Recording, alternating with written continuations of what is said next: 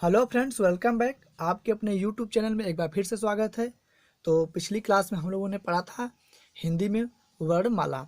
ठीक है, तो वर्णमाला में पिछली क्लास में हम लोग स्वर और व्यंजन के बारे में पढ़ा था, उसके भेद के बारे में पढ़ा था।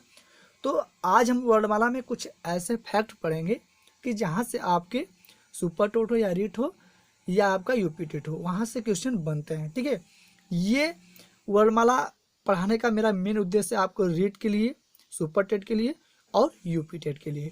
तो आइए आज के वर्णमाला में कुछ हम लोग ऐसे फैक्ट पढ़ेंगे कि आपके एग्जाम में एज टू एज देखने को मिल सकते हैं। ठीक है, तो देखिए, एक होता है कि आगत स्वर, पूछ देगा आपको कि आगत स्वर कौन कौन से होते हैं। ठीक है, तो देखिए आगत स्वर, ये जो आपका आ है, ये आपका क्या होता है, आगत स्वर होता है। तो आपके एग्जाम में पूछ देगा कि आगत स्वर कौन होता है, अग्र स्वर कौन होता है, मध्य स्वर होता है। देखिए अग्र स्वर क्या होता है, अग्र स्वर ये आपका होता है ई, बड़ा ई, ए और ए, ये आपके क्या होते हैं, अग्र स्वर होते हैं। आगत स्वर क्या होता है, आ होता है। और देखिए मध्य स्वर क्या होते हैं, मध्य स्वर ये आपके जो अ होता है, ये आपका मध्य स्वर होता है।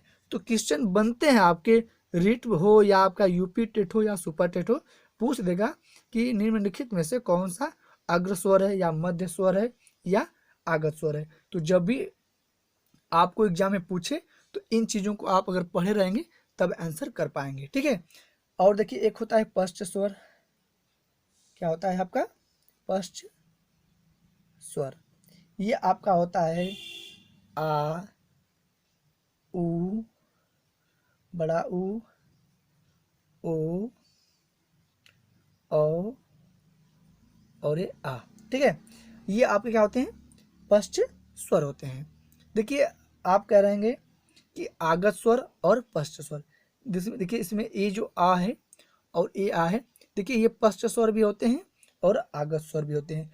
तो ऐसे कॉमन चीज़ों को आपको नोट करना पड़ेगा। ठीक है, ऐसे कॉमन चीज़ों को आपको क्या करना पड़ेगा, नोट करना पड़ेगा कि ये वाला आ के ऊपर चंद्र बिंदु और इस आ के ऊपर जो चंद्र बिंदु है, तो ये चीज़ आपको नोट करना पड़ेगा। देखिए ये तो हो गया, देखिए आगत, अग्र, मध्य, पश्च, यहाँ से आपके क्वेश्चन बनते हैं। लेकिन एक होता है आपका जहाँ से क्वेश्चन पढ़ते हैं संवृत स्वर और अर्ध संवृत और विवृत, अर्ध विवृत, ये चार होते हैं और कि वहाँ से भी आपके क्वेश्चन बनते हैं। तो देखिए मैं उन चीज़ों को भी आपको बता दे रहा हूँ। देखिए संवृत स्वर अगर पूछा जाए आपसे, संवृत स्वर, देखिए ये संवृत स्वर जो होता है ये बड़ा ई होता है और बड़ा ऊ होता है।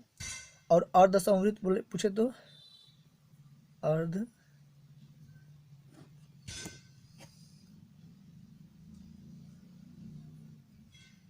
ये आपका जो अर्ध संवृत पूछे तो छोटा ऊ होता है, ई होता है, और छोटा ई और छोटा ऊ होता है।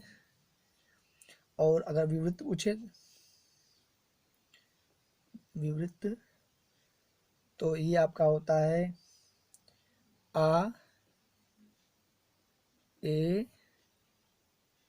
अ होता है। और अर्ध विवृत पूछे तो अर्ध विवृत, ये आपका होगा ए, अ,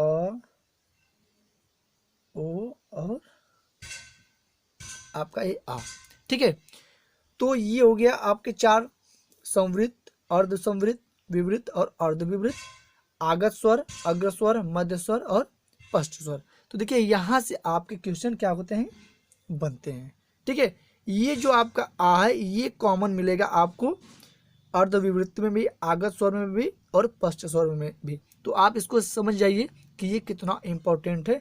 अगर आपके एग्जाम में ऐसा पूछ देगा तो आप वहाँ पे कंफ्यूज हो जाएंगे। ठीक है, तो यहाँ से भी वर्णमाला में ये जो आगत स्वर है, अग्र स्वर, मध्य स्वर, पश्च स्वर, संवृत, अर्ध संवृत, विवृत, अर्ध विवृत, ये 8 जो हैं, ये 4 और ये 4, ये पॉइंट बहुत इंपॉर्टेंट है आपके रीट, यूपी टेट और सुपर टेट के लिए। ठीक है, तो इनको आप लोग नोट कर लीजिएगा। और देखिए याद करने का मैं तरीका बता रहा हूँ। देखिए आगत स्वर माने ये जो आग के ऊपर चंद्र बिंदु है, अर्ध चंद्र बिंदु जिसको कहते हैं हम, ठीक है, वो आगत स्वर है। अग्र स्वर में ई, छोटा ई, ए और ए, ठीक है। मध्य स्वर में अ आता है और पश्च स्वर में आ, उ, बड़ा उ, छोटा उ, ओ और आ। तो ये चीज आप लोग नोट कर लीजिएगा और संवृत में भी आप लोग इस चीज को नोट कर लीजिएगा। तो यहाँ से आपके क्वेश्चन बनेंगे, ठीक है। आइए हम लोग नेक्स्ट देखते हैं। देखिए अब आपसे अगर पूछ देगा कि व्यंजनों की संख्या क्या होती है, देखिए पूछ देगा आपसे कि व्यंजनों की संख्या, व्यंजनों की संख्या, ठीक है। तो आप इसको करेंगे क्या, 41 बोलेंगे। अब पूछेगा आपसे स्पर्श व्यंजनों की संख्या, एक क्या हो गया, स्पर्श व्यंजनों की संख्या। मैंने आपको बताया था 25 और प्लस 2, ये क्या हो गया आपके टोटल 27। अगर 27 नहीं रहेगा तो आप कितना लगाएंगे, आप 25 आंसर करेंगे, ठीक है। स्पर्श व्यंजनों की संख्या। अब आपसे पूछ देगा कि अंतस्थ व्यंजनों की संख्या, इसको भी आप लोग लिख लीजिए। अंतस्थ व्यंजनों की क्या होती है, व्यंजनों की संख्या। ये मैंने बताया था कल कि 4 होती है। और ऊष्म व्यंजनों की संख्या, ऊष्म व्यंजनों की संख्या, ये भी आपकी 4 होती है। देखिए यहाँ से भी क्वेश्चन आपके बनते हैं। पूछ देगा कि व्यंजनों की संख्या कितनी होती है। देखिए कहीं कहीं आपको 52 देखने को मिलेगा, ठीक है। तो और कहीं कहीं आपको इससे कम भी देखने को मिल सकता है।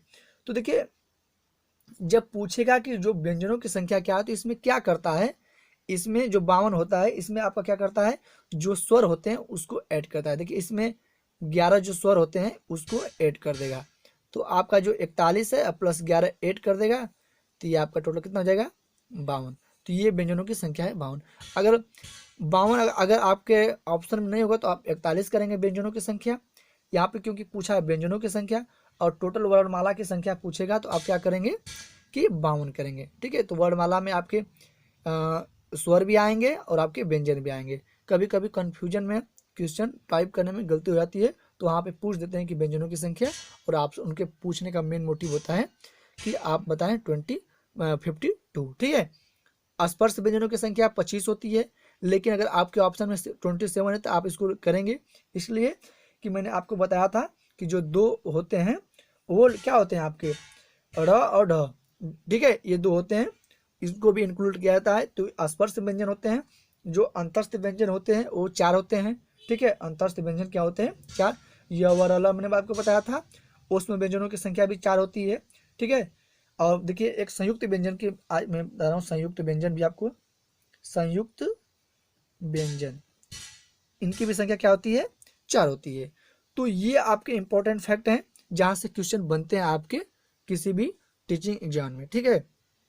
तो आप लोग इसको नोट कर लीजिए। अब देखिए अब हम लोग बात करेंगे क्या, अब हम लोग बात करेंगे अगले टॉपिक में कुछ ऐसे क्वेश्चन जहाँ से भी वर्णमाला में क्वेश्चन आपको बनते हैं।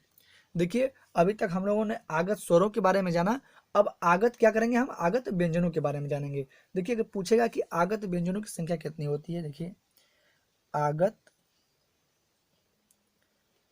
व्यंजनों की संख्या, ठीक है।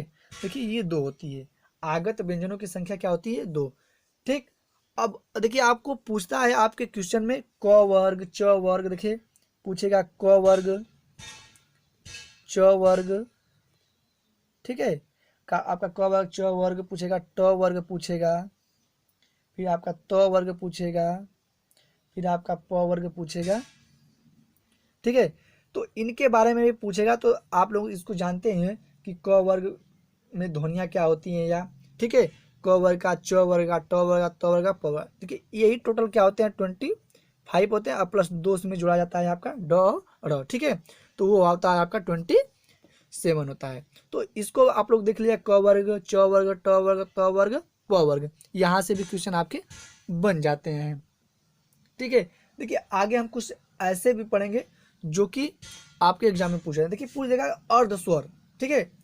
अर्ध स्वर कौन कौन से, देखिए अर्ध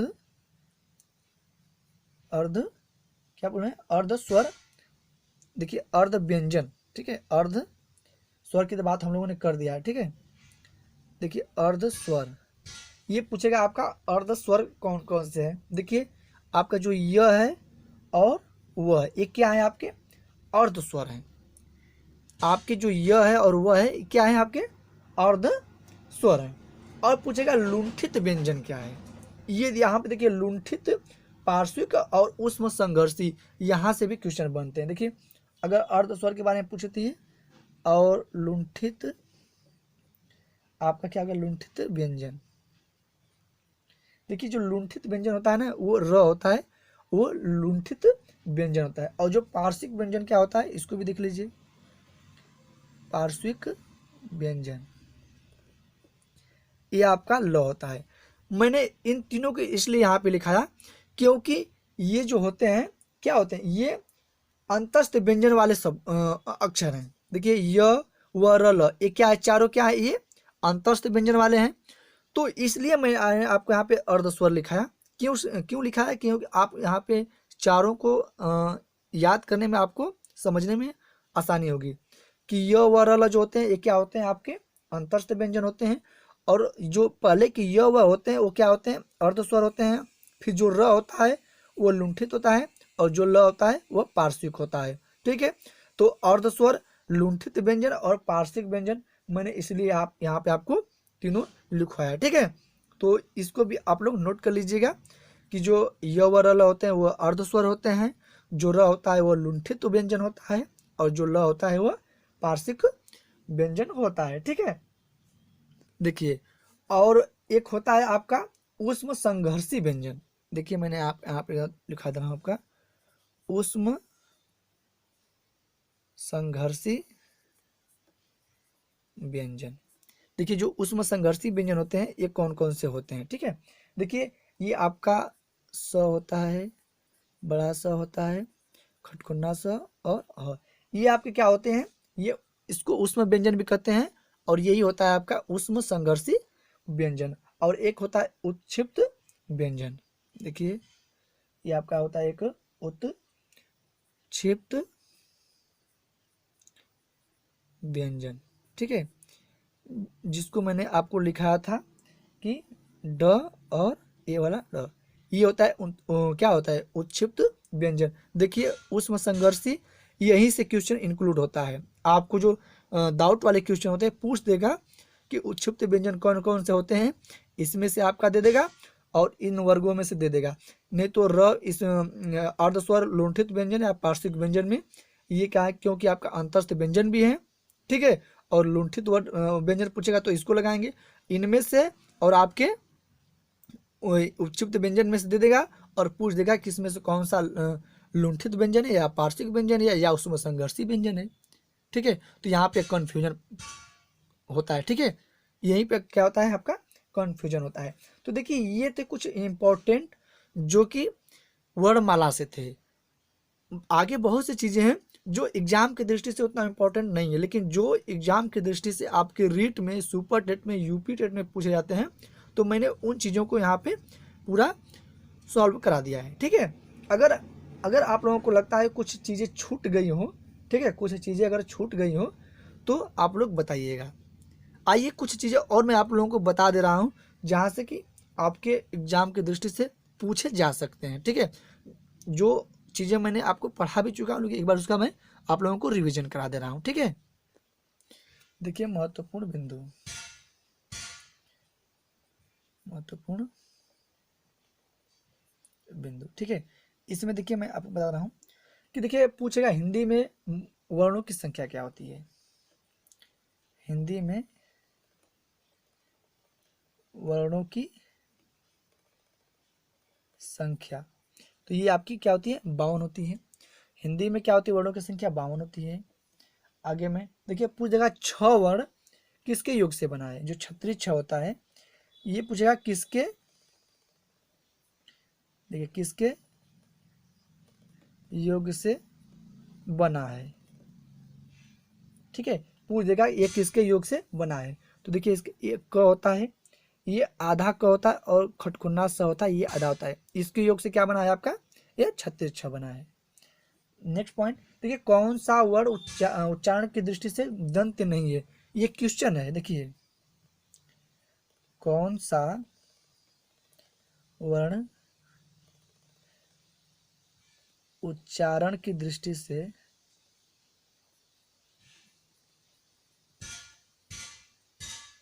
दंत्य नहीं है।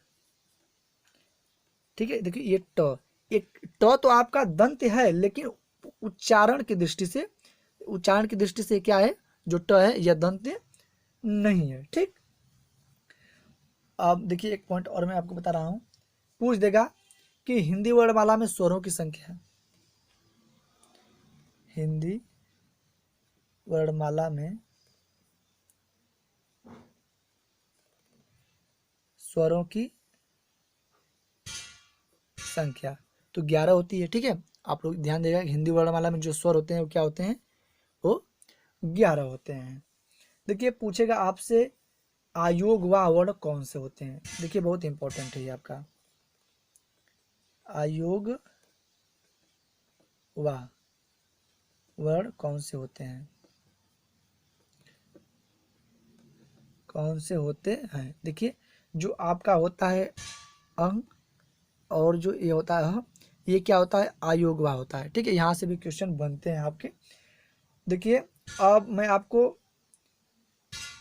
अघोष के बारे में थोड़ा सा बता दे रहा हूँ, अघोष वर्ण कौन से होते हैं।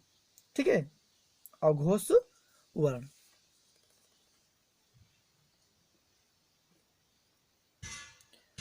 अघोष वर्ण देखिए ये होता है आपका, ये जो स है ये क्या है आपका, अघोष वर्ण है, जिसको हम लोग महाप्राण भी कहते हैं, महाप्राण भी कहते हैं। देखिए अघोष, सघोष, महाप्राण, अल्प प्राण मैं आपको अगली वीडियो में पढ़ाऊंगा। ठीक है, तो उसके लिए आप लोग निश्चिंत रहिएगा।